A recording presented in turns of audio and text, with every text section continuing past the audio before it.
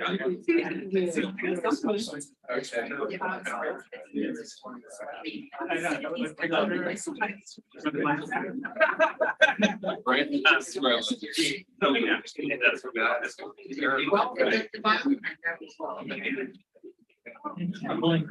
my God, it's amazing.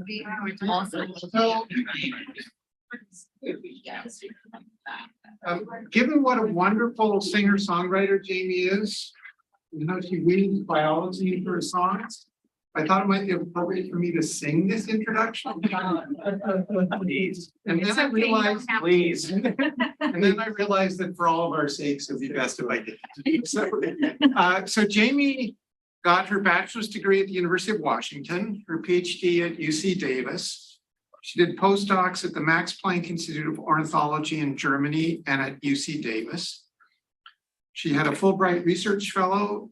She was a Fulbright research fellow at St. Petersburg State University in Russia, an instructor at Cal State Monterey Bay, and then an assistant prof at Eastern Michigan University.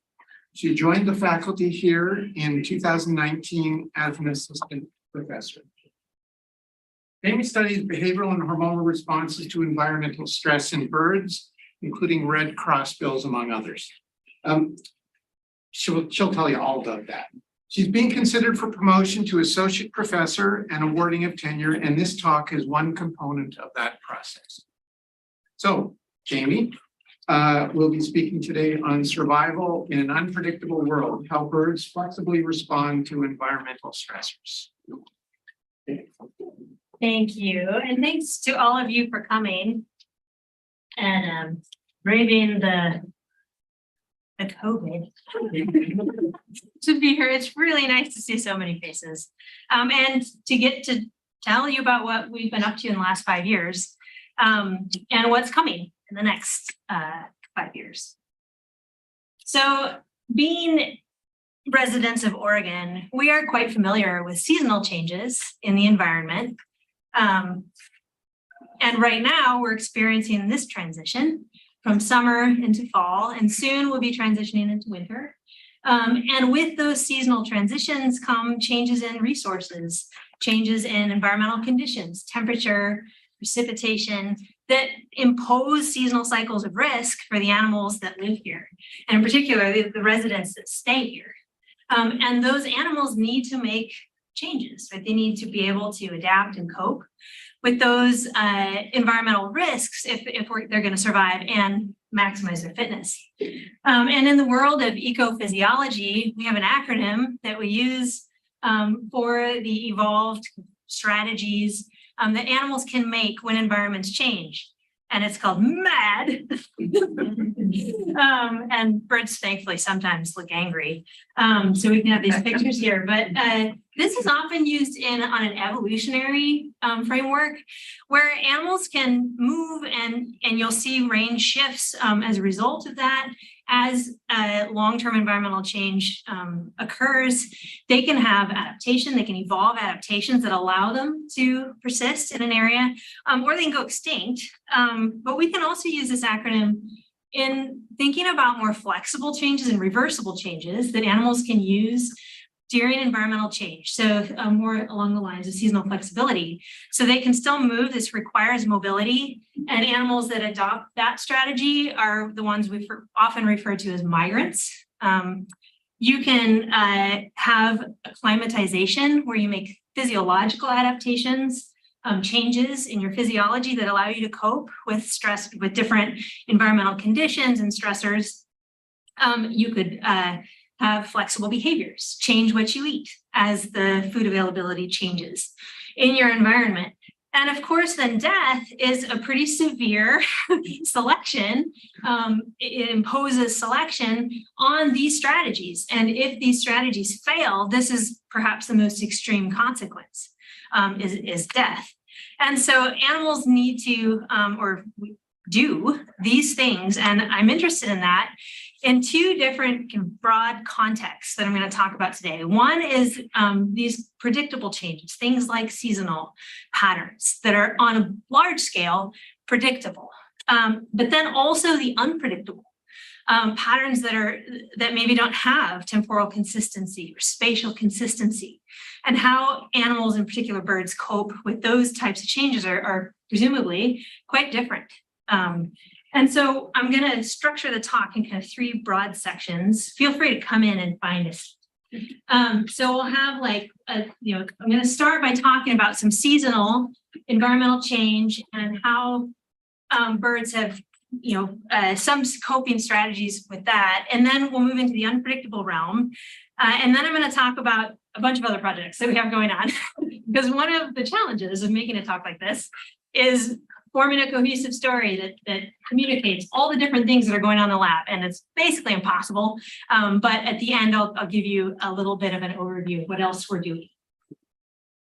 Okay, so we've already seen the seasonal changes that can happen in the environments around us. And many animals have evolved seasonal life or annual schedules that time critical events to maximize fitness in this changing landscape.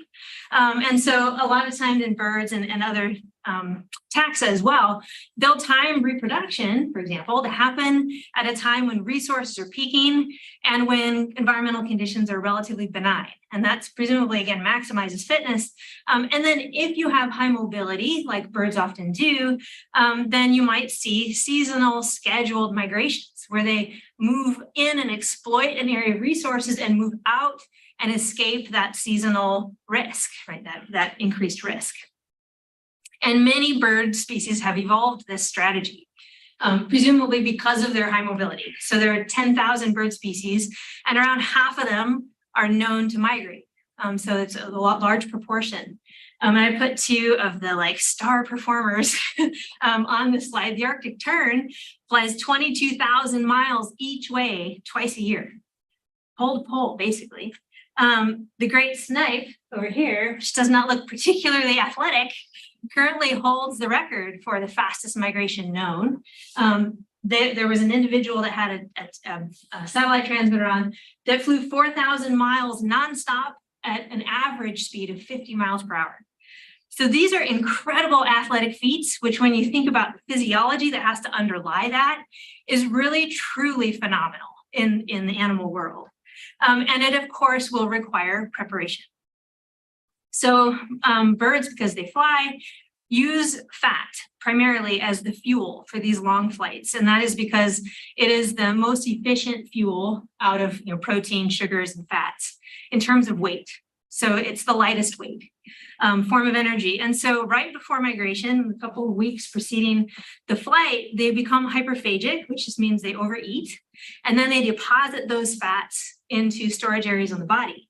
And they can use those then during the flight to fuel that high endurance, long-term energy cost. They also may need to restructure the muscle and deposit lipid in the muscle directly. And they undergo a lot of metabolic restructuring because it's actually pretty hard to transport lipids in the aqueous blood. And there needs to be a lot of support mechanisms for getting the fats from storage cells all the way to the muscle that's using it. And this all good, right? This allows them to fuel this high energy thing, but it's also expensive. It increases flight costs, heavier body, right? Your transport costs go up and it makes you less agile. And so birds are more prone to predation. And so what we see is that migrants hedge their bets. They lay down enough fat for the anticipated journey, but not so much that they're carrying that extra weight and imposing, these costs on themselves. They also carry that fat for as short a time as possible. And so they'll lay down fat just before the migration. This is not my paper, but it shows the fat index across days prior to migration. This is about a week, and you can see they really increase their fat stores right before they're going to depart and leave. So they're really maximizing when they carry this extra fat. And so we see these cycles in migrants of rapid flexibility in behavior and physiology. So prior to the migration, they're hyperphagic. They actually have a big gut, a big intestine that's heavy for flight, but has a really high assimilation capacity. So they can get a lot of the nutrients out of the food that they're eating into their bodies. And that leads to fat deposition and mass gain. But then during the flight, of course, they're not eating because they're flying. And the gut is actually digested back down during the flight.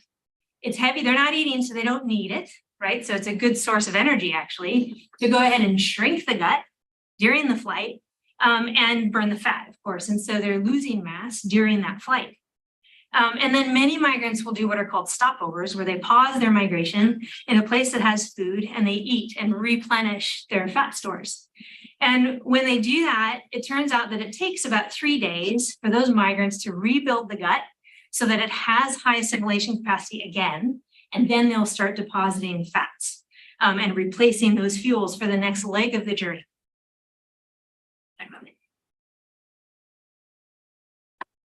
And all of that is happening on for seasonal migrants, a very temporally predictable time schedule. And because of that, they can use photoperiod or the changes in day length as a predictive cue to know effectively when is migration approaching, and they can evolve mechanisms that trigger fueling and this hyperphagia, laying down fats right at the appropriate time before the migration. And there is a huge literature on this, especially coming out of Europe, on photoperiod seasonal migration. The European stone chat was one species that's been used in a ton of studies. And if you Google scholar photoperiod seasonal migration, you get 71,000 hits. It's been a very interesting and hot topic for research. And what's less known and has been kind of underappreciated are these facultative migrations that are migratory movements that occur with a lot more flexibility. So they're more flexible, there's more variation in terms of timing, direction, and even which individuals leave and actually make the migration. So we've had these 3 general categories of facultative type of migrations, where you can be a partial migrant, which means not all individuals will go. And it might be related to sex, it might be related to age, it might be related to body condition, whether or not an individual needs to leave and go somewhere else. Then there's nomadic migrations, and these are movements where the timing and the direction is variable. And so you get just a lot more kind of flexibility into the system. It also makes it really hard to study because there's not predictability in it. Eruptive migrations are kind of similar to nomadic migrations in that they're also variable in timing and direction, but also the frequency is variable and might only happen, say, once a decade, right, for given species. And I'll talk a little more about those in some future slides, but these are each different, either kind of theoretical papers trying to provide a framework for people to think about facultative migration, or some kind of reviews of what do we know about the mechanisms underlying these really flexible movements, because these are much more common than we ever thought prior to advances in telemetry. So the more we track birds, the more we realize we maybe didn't know exactly what they were doing, right? And there's a lot more variability than we thought. That probably shouldn't surprise us as biologists that there is more variability there. But in some cases, it has been pretty surprising. And I think that this flexibility in migration is probably quite important for responses to climate change. Having some flexibility built into the system allows a faster response when photoperiod and resources become out of sync, right? Or even just shifted by a week. Right? There's some studies out of in great tits, this little songbird in Europe, that show that much of a shift in the caterpillar peak because of climate change caused problems for a while in the birds. But they didn't have that time, that flexibility in their timing built into the system. So I've been interested for a long time, since I was a graduate student, in how do they prepare for these movements? How do they know when to go?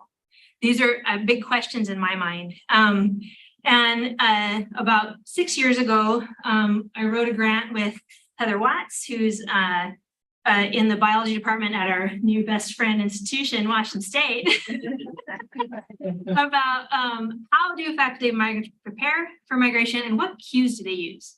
how much do they use photoperiod? And in particular, we're interested in cues that really build in flexibility, like social cues. Can social information from other birds influence their timing mechanisms and their decisions to make these migrations? Okay, and this is the study group that we have primarily worked on in this grant. These are Carduay line finches, which are a subfamily of finch that are all seed eaters. So they're all specialists on seeds, but they really vary in how specialized they are and their migratory behaviors. So the house finch, which you've probably all seen around here, you could see any of these here, incidentally, but the house finch is really common because it visits feeders a lot. It's a resident, so it doesn't migrate, at least in the West. And it's a seed generalist. And we studied it in particular in California in places where the winters are really mild. So they have, they do have seasonality, of course, but it's not very strong. And then the American goldfinch is a partial migrant. Some birds leave, some birds stay.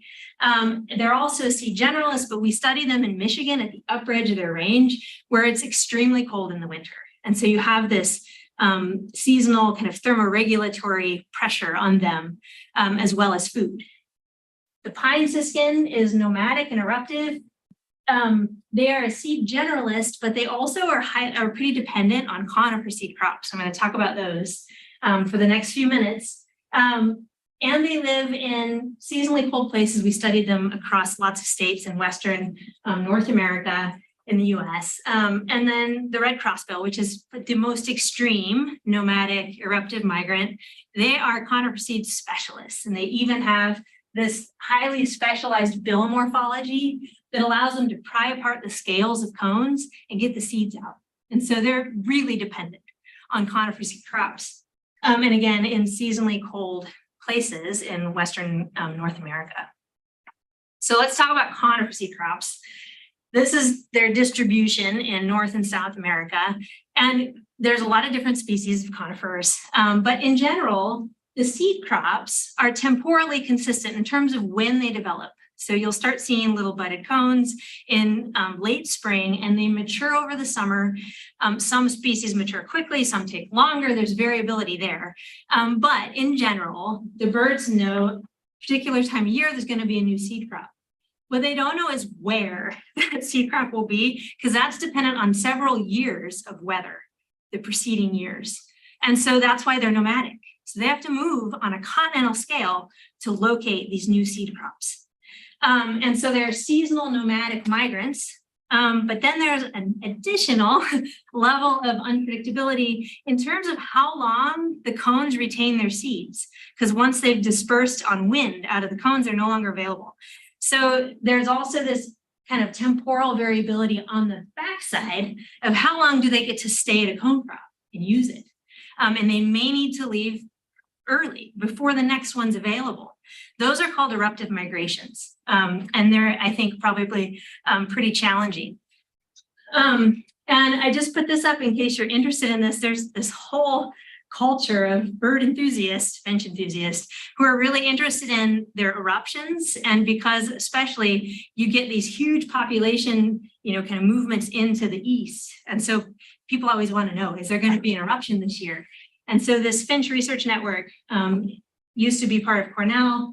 They make these winter finch forecasts. And I'm serving on the board for this kind of group of international scientists and just finch enthusiasts who are trying to promote research and education in finches. It's a fun group to work with. Okay, so finally moving into some of our science. I'm going to show you some 30 years of field data on cycles of fattening in these species, but I'm going to focus on two. And these are all the co-authors who contributed to the data. It's a long-term data sets. Dot and Ken, two of our current graduate students, contributed to this by doing a lot of the goldfinch work. And as I mentioned, I'm going to focus on the two most disparate, just to simplify the results, the house finch and the crossbill, so the resident and the nomad. And what you can look at when you look at these graphs, the dotted line is molt. We're going to ignore that one and just look at the shaded gray under the curve. that is showing the seasonal cycles of fat deposits. How much fat are they carrying at a particular time? And we expect this to mirror seasonal cycles of risk, basically, right? Fat is the energy policy for a bird, it's the insurance for a bird. And so we would predict cold temperature and migrations to cause increased fat carrying in the birds. And on top, we have kind of superimposed some images of what we know about their annual schedules. So the house finch doesn't have a migration, which are the dark bars. They have kind of an overwintering phase and then breeding and then they molt. And what we see in them is a relatively tonic. There was basically no statistical seasonal changes in fat deposition in them, with the probable exception that during the breeding season, they may carry less fat. And that's quite common. First of all, because they breed when resources are good. So there's low risk of starvation at that time of year when they time their breeding. And also because the conditions are relatively benign. But we don't have a lot of sample sizes in that phase for them, just based on the experiments we were running. So possibly a low during breeding, but otherwise pretty stable. And you contrast that with the crossbills.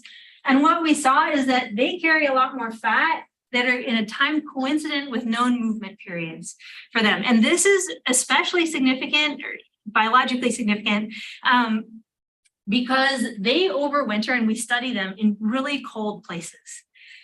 Places like Jackson, Wyoming, where it's -10 in the winter, right? And they're actually sometimes raising young, which is why there's a breeding picture in winter. It's quite facultative and they're not always breeding, but they can breed when the cones are good enough. And so even despite super cold winters, when they should be carrying more fat, they still carry more in May and June. And that suggests to me that something energetically demanding is happening at that time of year. And in fact, if you put them in the lab with unlimited food and at room temperature across that spring season, they still fatten. So here's the wild data, here's the captive data. So even without any actual variation in temperature or food, they're still fattening at this time of year when they would naturally move and try to find new cone crops. Okay. Bringing social cues into the seasonal part, it also turns out that if you give a pre-migratory crossbill early in the spring, before they would normally be preparing, a neighbor who has been experimentally pushed into the migratory phase. So we change the neighbor's photo period, and we make them think it's time to migrate. And then we take that bird and we put them next to a pre-migratory crossbill. And that bird that has the neighbor will start to fatten, just based on the social cues. So this again, and we're gonna see more and more evidence of social influences on these really flexible birds. We also found that the degree of fat loading in them matches the expected migratory behavior across different species and different ecotypes within the crossbill species. So crossbills are complicated, there's a lot of fighting about whether or not they're different species or the same species, but there's these different ecomorphs and they have different call types. They associate with each other in the wild, but they overlap in both diet and range. And they vary in their bill structure. So the type 3 is this little crossbill that has a thin bill, and they feed on small, tiny cones. And those cones are produced in pretty big crops and they can crash really quickly. And so they're the most nomadic crossbill type. Whereas type 5 is the least nomadic because they have this big burly bill, they can feed on lodgepole pine. And those lodgepole pine produce cones in lower kind of overall densities, but more consistently across years. And so what we see is that the type 5s are probably the least nomadic. They do move, but not as much as the type 3s. And if we look at the spring fattening during the spring migratory period, we see it reflected. The most migratory and the least migratory are showing different degrees of fattening in that migratory season.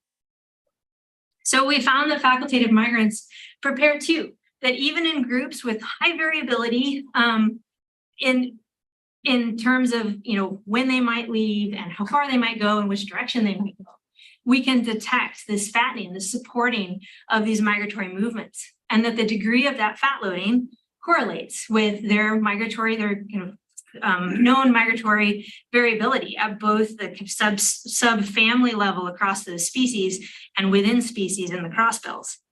And then this preparation is sensitive to both photoperiod, so that's the seasonal predictability element, and to social cues, and that's that added flexibility, kind of a layer of adaptiveness.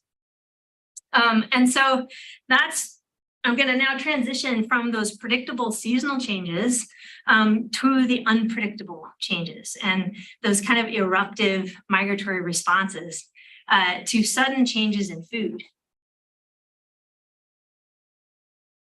Because when birds can't prepare, it's a problem. This was an example in 2020 when we had that huge smoke event that came into the valley and made all of us miserable, or whoever was here had to stay inside, right?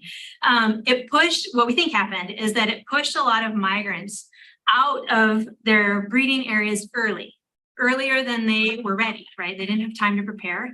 And in particular, what we saw was in insectivores, and that's presumably because the insects changed their behavior when it got smoky, right? So now the food wasn't available and they had to leave, and they did. And it maybe would have been okay, but it was coupled with a very cold event in the Southwest, and there was just mass mortality. So many birds dying. It was, you may have seen it in the news. It was a pretty big deal. And birds they're small endotherms. So they're small bodied. They have really high mass specific metabolic rates. They need to eat every day, especially when it's cold. And food can be really hard to find during and after these unpredictable events. These are both Oregon events. There's that big ice storm brought down tons of trees in 2021, and even short times of lack of low food can be really hard, especially in the winter. Birds really need to lay down fat every single day to survive that night. So they're walking a pretty thin line, especially for these winter residents. But they do have coping strategies. They can use those stored fat reserves, and that's why they carry more when the risk of starvation is high, winter migration. They can reduce their energy costs by using torpor. That's what this hummingbird is doing. Some people will think, it froze to my feet or upside down. I had a friend send me that text once. I was like, no, it's just in torpor. Don't move it. You know? And then, of course, you could change behavior. You could look more for food or differently for food, or you could leave and go find better conditions somewhere else. And that is what we call eruptive migrations when it happens on a really large scale. So this is an emergency response, unpredictable conditions, usually a change in food, but it can be weather too. And any species that is mobile could do this, but it's really evident in these boreal species, the seed eaters, frugivores like the waxwing, and carnivores that depend on rodents that are seasonally or cycling potentially with these food crops as well. And these migrations are risky. So the timing is unpredictable. They may have limited time to actually prepare and lay down that fat, depending on what the event is. And they presumably will be traveling through unknown habitat at least, and they may be traveling through habitat that doesn't have a lot of food for them. And there's lots of evidence of this happening, and there's presumably pretty high mortality and selection during these events. And so I've been, again, using the crossbill because they are this conifer seed specialist, and the conifers impose so much uncertainty onto them in terms of how long crops might persist and where they are, and if they can even find one. And leaving, if you think about this decision for yourself, humans make eruptive migrations too, right? And what it would take for you to leave your known place with where at least you know where to look, or what the predators are, or where to find your friends, you know, and then to make that decision to go, and you don't know if it's going to be better where you're going. And you're this little bird with a high metabolic rate. You've got to meet your needs every day. That to me is like a mind-blowing decision. You know, how do you know when to go? And so I've been interested in the stress response as a mechanism for underlying these decisions, so that in this model, the brain interprets the stressor, and that could be a change in foraging efficiency or in endogenous kind of energy turnover, that would initiate then a hormone cascade from the hypothalamus to the pituitary to the adrenal, that's the HPA. And the result is increased stress steroids, in this case corticosterone, it's cortisol in humans, in the bloodstream. And that is a hormone that can coordinate the whole body response. So you could have energy storing cells start releasing energy into the bloodstream for the muscles and the brain and the eyes to use during the stressor. And it can shift behavior. So you see typically less investment and interest in reproductive behaviors and a shift towards survival, finding food or escaping. And so back in graduate school is when I started this work, and I'm still doing it. I asked, do stress hormones underlie eruptive migration decisions? And if they do, can social cues, again, can influence that pathway and that response? And so back in grad school, I did this simple experiment with food restricted birds, and these focal birds that were restricted showed an increase in plasma cores. Great, but what was really cool about the study is I paired them with either a well-fed neighbor, so right next to the cage, or another food-restricted neighbor. And if they had those social cues, the kind of agreement from this other bird right next to them, we got a pretty big elevation in the HPA response. And like these two birds have identical physiological stressors. What's different are the social cues coming into them, and it heightened the response. So I was pretty interested in that, and I decided to look more at the mechanism and look at brain receptor expression.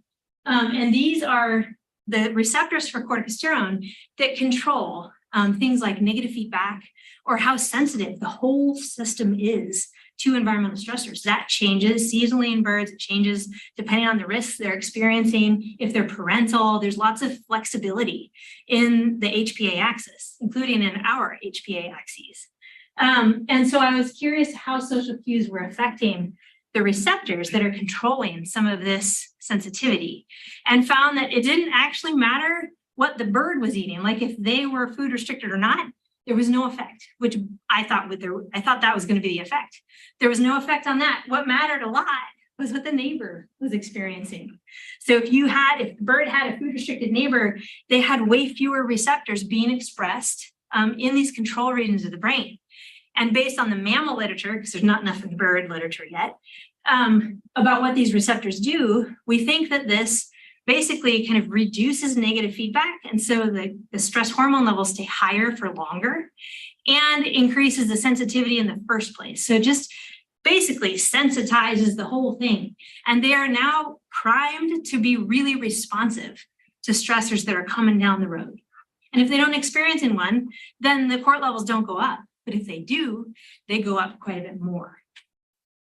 So I was like, wow, I mean, that's pretty powerful, right? That the social interactions around you can actually change how your brain is processing stress. And so I was like, why? Why should a neighbor be allowed to have that much influence over how reactive you become to your environment? And so I formed a few hypotheses. One is that it could enhance group cohesiveness.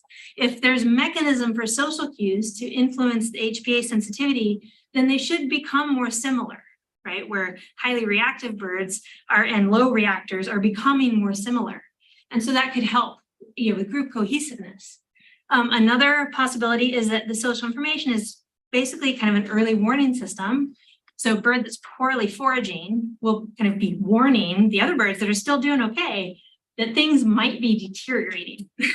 And so I was interested in testing this more. And this is one of the experiments I did during COVID, where I was curious, do birds with predictive information about declining resources benefit? And I envisioned that they could maybe store extra fat when they saw, a food restricted bird, then that triggered them to eat more food and store some fat before they experience something similar. Or maybe there's other mechanisms, changes in how they're feeding or their activity that could allow them to kind of protect their mass. And I was particularly interested in the pectoral muscle, which is really important for flight. That's the flight generating, that's like the powerhouse, right, for flight. So I'm going to just quickly walk through the experiment since it makes results easier to think about. So we had 42 pairs of birds, a focal bird and then a neighbor bird. And we ran them through a 6-day experiment. So in this group, they experienced the same food treatment at the same time. So both birds were well fed and then both birds were restricted. And so I called that parallel social information because it happened at the same time. And there was really no predictive nature to the social cues that the focal bird was getting. But in the predictive group, those social cues came in the first 3 days. So I restricted the neighbor for 3 days, and this focal bird was observing this. And then I had a well-fed control the whole way through. And I asked, maybe this first part, does this bird store more fat because it sees an agitated bird next to it? And no, it does not. There was no change in fat deposition or in food intake during that period. So then I was, okay, well, what happened to the mass then when it was food restricted 3 days later? And I found that, yes, there was indeed a protection of body mass. So what you're seeing here is the change in mass. So the birds are losing mass during the restriction, as you would expect. But that the birds with predictive info, the hashed bars with blue outline, lost about 40% less fat or body mass on 1 day after 1 day of restriction, and that held over after 3 days of restriction. So there was something happening where that predictive info was protecting body mass. And if you look at what type of mass loss or what might have contributed to the mass loss, the left-hand panel is showing the change in fat deposits, and the right hand in muscle tone of that pectoral muscle. And what we see is that the fat loss between the two groups is relatively similar, but we've now repeated this a few times, and they actually do save some fat compared to the parallel group. But where you see a big difference is in the muscle. So they're really protecting that flight muscle better when they've had this predictive warning. So then I was interested in how, why, how did that happen? And I thought of 2 different ways. They could eat more food because the way that I restricted them is to give them 2 45-minute sessions to eat during the day. So they had to basically learn to eat a lot, in that period of time. And they do actually get better at it. And you can hold them on this feeding regime for weeks once they figure out how to do it. So I thought maybe they could figure that out quicker, right? Or maybe they change their activity earlier and faster to try to save energy.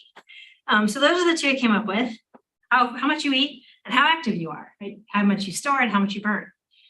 And what we found, this is food intake. So you can see at the start of the restriction, the 2 restricted birds drop way down. It's like a 70% reduction. That's actually pretty extreme food restriction in birds. But then they learn a little bit, and you see this kind of recovery, slight recovery. And the predicted birds, the solid line, do recover a little faster. So that is statistically significant. It's not a huge difference. And after 24 hours, they're identical in food intake, yet there was already a 40% difference in the mass loss. So if we look at activity, these are the hourly profiles, the gray shaded regions. You can see them quiet at night, active during the day. And then the circles are the daily average. And so if we look at those, you can see that the food restricted birds are declining. They're basically conserving energy after a day of the restriction. And the predictive birds do it a little faster. Again, that's statistically significant. I still wasn't super convinced that we'd found our mechanism. There's basically there is evidence, but maybe not super biologically meaningful to me, enough to explain a 50% difference in mass loss. And so I was actually pondering those results in real time, excited what's happening, so I was looking at the data. I was like, oh, they save mass. So then I looked at food intake, but they ate the exact same amount of food at 1 day. And because I've been interested in migration and I knew about this gut flexibility, I decided that I was going to go ahead and sacrifice 6 birds in each group so that I could look inside. And what I found is that the birds with the predictive warning had bigger intestines. So something about those predictive cues protected their guts. And so normally when you food restrict something to that degree, they actually digest the gut. because there's no food coming in. So why should you maintain an expensive tissue? I think what might have happened, the hypothesis is that the HPA axis is communicating with the gut. And it basically instructed the gut to not do that, right? Don't downsize when this restriction comes. And therefore they were able to get a lot more food out of the limited food that they were putting in their bodies. So they ate the same amount, but they got a different amount processed into their bloodstream than the birds that didn't have that warning.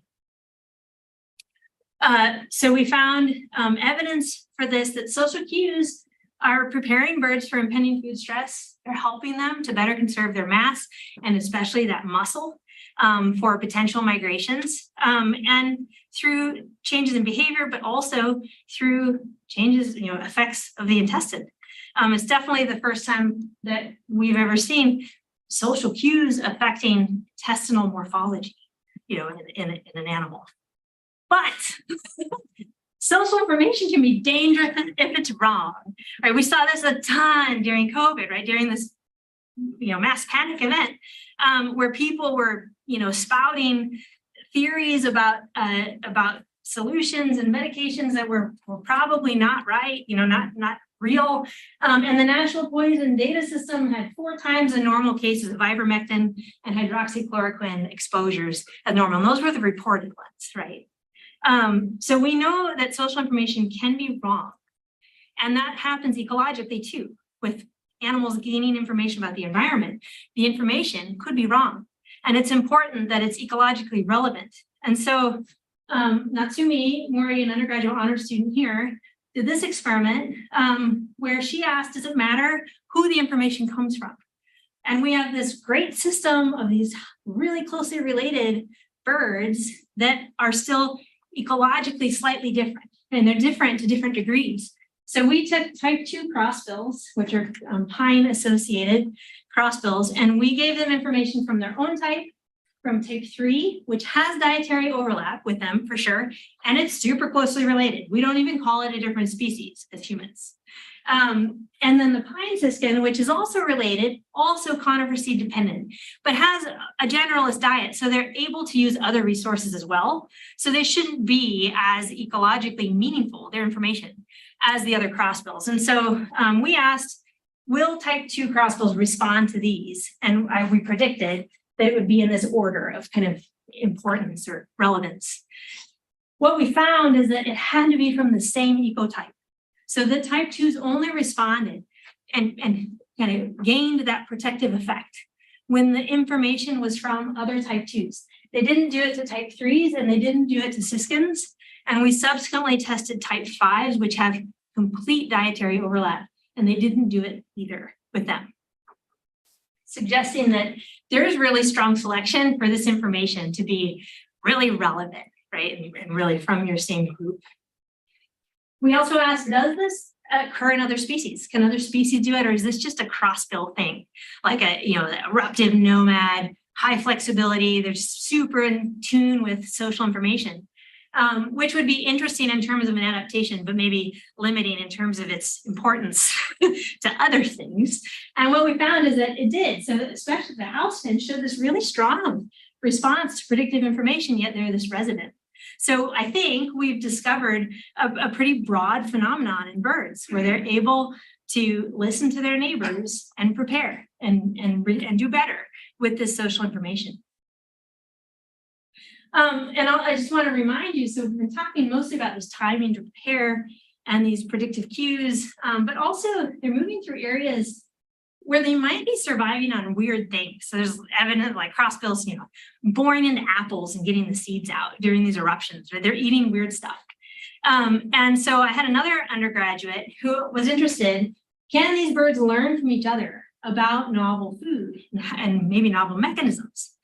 And so she developed this 2-test platform where we trained crossbills to either pry up hinges and get a seed out from under them, or dig in the sand. So there are 2 types of demonstrators, hinge demonstrators and sand demonstrators, and they never performed the other task. They only learned that one. And then we put them in a cage with a naive bird and let the naive bird watch.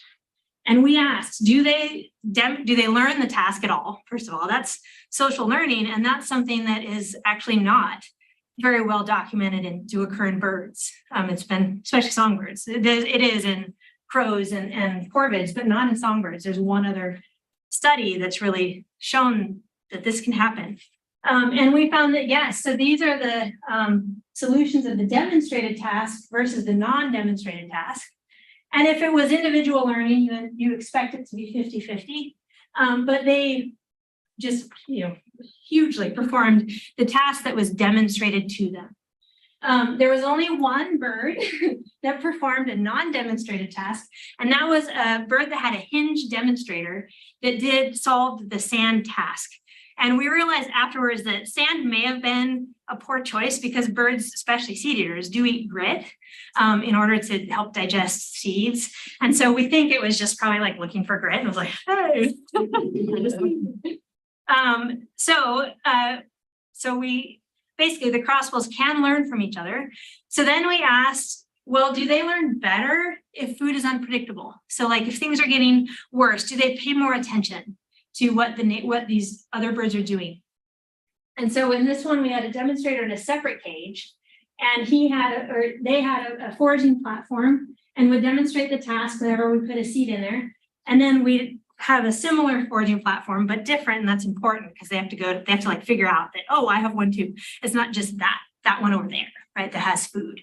And so what we found is that their number of trials to acquire the task was not any different between food restricted and well-fed birds. So they didn't really learn faster, but what we did find is their performance after they had solved it once, they kind of crystallized on the behavior much faster than the birds that were well-fed. And we controlled for motivation. So you basically food restrict them at night so that in the morning they're all hungry, and you give seeds that they can see, and you time how quickly do they go to the cup and eat it. And that gives you an idea, is motivation similar to eat? And that was very similar. They were highly motivated to eat. Okay, so basically, birds of a feather prepare together. Stress hormones may underlie these decisions about responses to food and migration. The neighbors may be impacting how those stressors are perceived by the brain and processed, and that these preparations and social cues are allowing for enhanced coping during food stress. And that birds experiencing food stress may be able to learn faster, or at least crystallize faster. And all of this is suggesting that sociality is important. And is perhaps a pretty strong selective, or could be a selective pressure on birds flocking in unpredictable environments. And I think it's interesting that when we see birds flocking here is in the winter, right? When resources are more unpredictable and patchy and hard to find. And so I want to then now take the last remaining time. I don't have a timer up here, so you have fun. Okay, we're good. Really quickly, I'm going to show basically one slide on each of these other contexts of unpredictability in birds' lives and what we're doing. So that kind of all of that was like what we've published over the last 5 years. And this is really where we're going. And this is where you're going to see a lot of familiar graduate student faces because we've been building these projects with them. So the first is storms. And we just won an NSF career grant to study this. So this is definitely a direction we'll be moving. And we've already been doing for a long time, actually, where we're interested in the real-time energy and fitness costs of making different decisions during storms or having different physiologies during a storm. There's a lot of individual variability and a lot of difference in outcomes, and we're interested in that and learning more about it. So in the field, we use these heart rate transmitters to follow birds, measure energy costs while they're making decisions real time with changing environmental conditions and different investments in parental behavior. And then we're doing captive experiments, and Jesse and Jaylin are both have their dissertations focused on storms in different contexts. So Jaylin's interested in how weather and climate influence reproductive development, and Jesse in metabolic investment. And so I just put one slide up here. This was a massive effort that we made to both house birds in the cold, but also to rain on birds, which is not easy in the lab. And they did that for 4 months. So it's not easy to do it once, but it's really hard to do it for 4 months straight. Required a lot of gutters and mops and Bob being willing to share his cold rooms. But we got what I think are super cool data. So this is showing thermal investment based, like the capacity to produce heat during a cold stress, and it's called summit metabolic rate. The peak oxygen consumption they can get when you make them cold. And so we give them a cold challenge, and then we measure how well can you do, right? How much oxygen can you use? And the blue are the birds housed in the cold, and this has been shown in lots of different species, lots of different taxa. You put an endotherm in a cold environment, and they invest more in their ability to make heat. So this is showing that they have changed aspects of their physiology to become better heat producers. And that's presumably expensive, which is why the birds in the warm environment don't do it, right? Or they do it less. But what's cool is you add rain to the picture, and in the cold environments, pushes them higher, not in the warm as much. But another cool aspect is we did this across the winter. And if you look at the dry birds, the solid bars, they're starting to disinvest by mid-February in their thermogenic capacity. And that's despite they're still in the exact same temperature and the exact same rain treatments, but yet they're disinvesting. They're predicting the spring increase in temperature and starting to reduce their investment in metabolic capacity unless it's wet. If it's rainy, they stayed high at both temperatures. So again, suggesting there's a cost to rain, probably not surprising to Oregonians, but it's still nice to see it. Right. And that as climate change happens and we get changing warmer winters and wetter winters, this could become really important for bird ranges. And that's where we kind of hope to get, right? With the next grant, we hope to describe this more and then incorporate it into, predictive models and make those models better. Okay.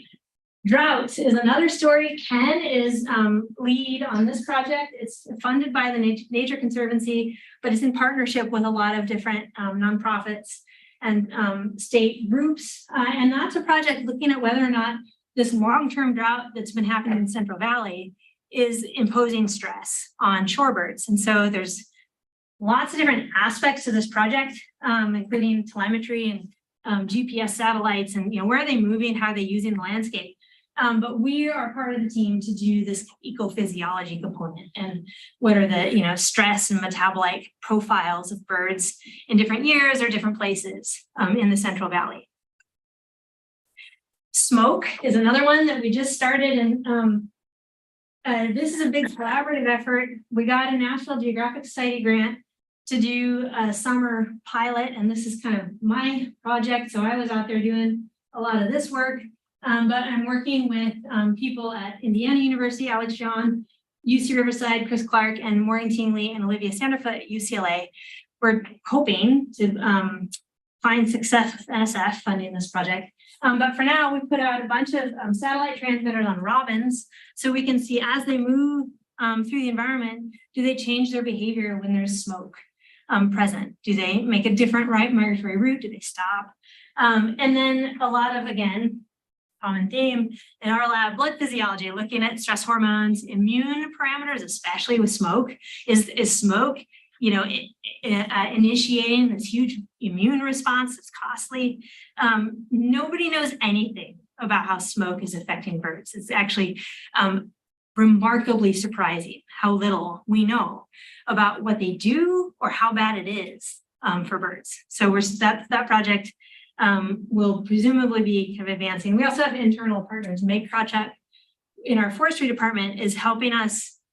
She's helping guide the research development so that it's hopefully relevant to other fields and guided by fire ecology. Okay, and then finally, last one is urbanization. And we have a couple different questions. One is, what are the impacts of urbanization and especially human-supported predators, which feed all these predators? As ecologists, we should just be alarmed by this, right? Feed all these predators, and then we're like, go, be free and hunt. It's like, oh, I love cats too, but like, oh my gosh, talk about a disturbance to an ecological system. And so we're interested in that. Does urbanization or presence of cats change parental behavior, vigilance, physiology in birds, and how does it do so? And so Val and Dot are interested in leading those projects. We've been working with Suzanne Austin, who's currently in the FWICS department. And then Manon was a Summer Shore undergraduate student who did a big project on fake cats and wren behavior, basically. And then we have another arm of the urban project that's looking at toxins, ecotoxicology. And we're interested in the impacts of urbanization on mercury and lead exposure in songbirds. And this grew out of undergraduate and then master's level research with Dot and Ken. And then Saria was an undergrad at Colorado College who led the mercury paper. And this is Dot and Ken's paper that's currently, the revisions are currently in review, showing that in Flint, Michigan, where there was this big drinking water crisis with lead in the drinking water, and they were all told, don't drink the water eventually. And that was, anyway, but they didn't necessarily stop irrigating with it, right? And so the lead had a pathway to get into the environment. And so we asked, do robins that are breeding and foraging in irrigated parks of Flint that were impacted by the lead have different blood lead levels than non-irrigated Flint control or irrigated urban controls in different cities or rural sites? And we found that they do. And in fact, the minimum detectability is 3.4 micrograms per deciliter, which is like the EPA action point for if a child has that level, they start looking for the source in the environment. And here's robins that basically, there's a lot of minimum detectable samples, but there are a lot that are quite high. And in fact, this one over 30, that bird should almost be in like acute organ failure. And so they're getting exposed to lead for sure. Okay, there's no summary slide at the end. But I would say thanks to so many people. I mean, my family, the IB office, staff and faculty have been so supportive and so crucial at certain phases of my time as an assistant professor. And I just want to take the opportunity to give my sincere thanks to everybody in this room. It's just been such an amazing place to develop as a researcher. And yeah, I'm very, very happy to be here. And of course, many collaborators and mentors over the years, and lots of students who are so much fun to work with. And, undergrads doing Shore and Ursa and STEM experiences, lots of other undergrads who don't do those programs, but are a really critical part of our team. And so I want to just say thank you. I'm done.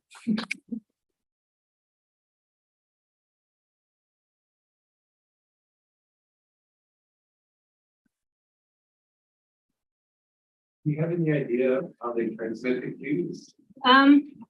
Some, I would say, we think it's both visual and acoustic. And that's one of the limiting factors for doing these experiments is that we do think it's acoustic. So it's really hard to limit the acoustic environment and still have a good sample size. But we have some evidence not published, but if you food restrict birds in this area of the room, the other ones will respond, even if they can't see them, but it seems to be stronger if they can also see the other bird. But I'm also interested in do they have to know them? Can you give them an entirely unfamiliar individual? Does it matter if you're juvenile and inexperienced versus an adult experienced? And those are all potential future directions. Yeah, please. I was interested in the fattening up and how quickly it happened. Mm-hmm. So it's over a fairly short period of time. It suggests that the birds are kind of regulating how much they take in. Yes. And then they ramp it up. Yep. So how are they doing that? So, basically if you do telemetry and you're following birds that are pre-migratory and then in the preparation phase, it's definitely, there's a behavioral switch that happens where they're feeding fairly frequently because they're small birds prior to that. But then it is a switch into a new like behavioral phenotype where they are just obsessively looking for food and they don't stop, all day. And in the migratory literature, there's lots of neural pathways that people are investigating for that. And there's some pretty strong candidates, neuropeptide Y, that are like appetitive kind of in nature. And they basically just cause this like insatiable appetite. So some of those hormones and neurotransmitters become of interest to like human diet, studies. And that's also a place where we find candidate genes and hormones to investigate in migrants. Are those birds seed eaters or are they insectivores? The finches are all seed eaters, but the migrants vary across the whole dietary spectrum. And in terms of, are there migrants that are insectivores? Yes, many, maybe even more than seed eaters, because seeds persist in the environment, but insects are highly seasonal. But there's even, I was talking earlier today about this with the shorebird group, there's migrant birds, when they're preparing for migration, will actually change their dietary preferences to target specific foods that have specific fatty acid types. And so they'll switch to like this other species of berry because it has the type of fatty acid that's really good for migratory fueling, even if it's like less available in the environment. They'll go for that specifically right before migration. So it can be very specific.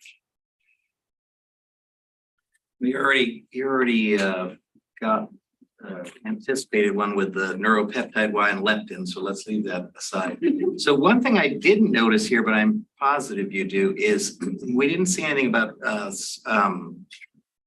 parsing out by sex. Mm-hmm. So when you're talking about food and energy needs and Yep. so forth and migration, of course, there's a big difference between males and females. Any big Interesting there. whoppers, that you wanna?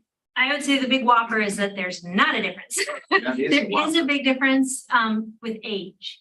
So, and that I actually see that a lot in birds, where especially if it's not during the breeding season. During the breeding season, the jobs and requirements of depending on who's the incubating sex or if they share that or whatever, you can see variability there. But in the non-breeding season, oftentimes the males and females will actually be quite similar until you get close to that breeding phase. But ages, have this like big difference. And that one of the things we want to publish in our field data is the juveniles really carry a lot more fat than the adults in the winter, but not in the summer, suggesting that again, it's that insurance risk policy, and the juveniles know they need it more than the adults do.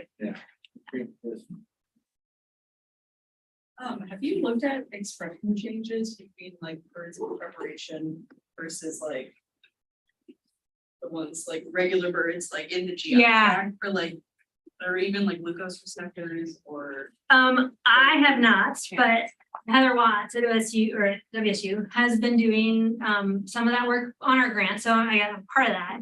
We have not found anything super striking. In fact, it's been a bit of a one of those like, okay, there's like very little obviously genes are changing, but we don't see a very clear like genetic mechanism, if that makes sense. We see it more when we test for phenotypes and behaviors, so it's presumably what that means is it's quite complicated, and it's hard to detect it by looking at one gene, so. Yeah. What about those birds where not everyone migrates? Yeah. Do they not take the social cues or what? I don't know. So I would argue a little bit that the species we study, crossbills and pine siskins, are probably like pretty extreme examples of these partial migrants. But it is different, and nobody has looked for these social cues in other species yet.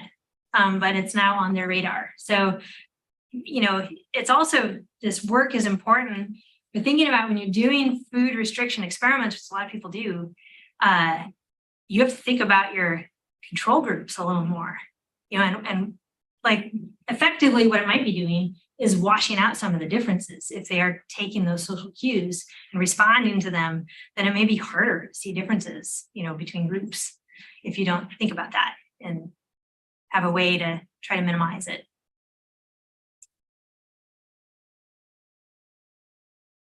So that, the example where you had the two different types of crossbills and the finch, and you were looking to see whether the social Yep. cues needed to be from something, the same group. Yeah.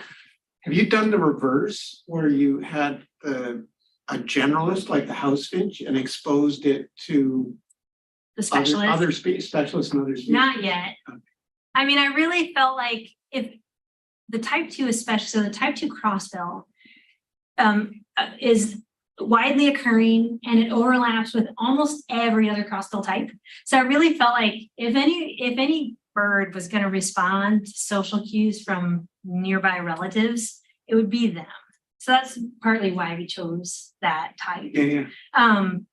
But of course, you know, there's a lot of iterations. Yeah. We could I do- mean, it's just interesting to think about is that if those generalists are more open to Other cues from things. other things, like that really, the world Yeah. that they react to becomes much larger. Yeah, we did have that, we thought that might be like the pine siskin especially because it's a seed generalist, but it overlaps a ton. And in fact, we used to joke that crossbills have like a siskin escort because they'd like fly in front of these groups of crossbills. And but I think they were actually following the crossbills to trees that had really high seed, you know, availability. But so like maybe they would pay attention to the specialist. Mhm. The specialist doesn't have other options. But we haven't tested that yet. I'm curious about the inclement weather experiment. So did the labs have exposure to windows? Like, do you know if photo period was? They didn't, we part of that? controlled photo period artificially. So we have like full spectrum lights and we programmed them to mimic the Corvallis day length. Actually, we had a whole nother group of birds that were on a shorter winter day length to look at like potentially latitudinal effects. We didn't get a lot of interesting things there. We tended, you know, in the end, we would combine those groups usually. We had much more interesting stuff in the temperature and the rain treatments. Thank goodness, because that experiment was not easy. Anyway, Jalen and Jesse will tell you more about that. Do we have any online questions? No. Okay. Any more? Thank you. Thank you.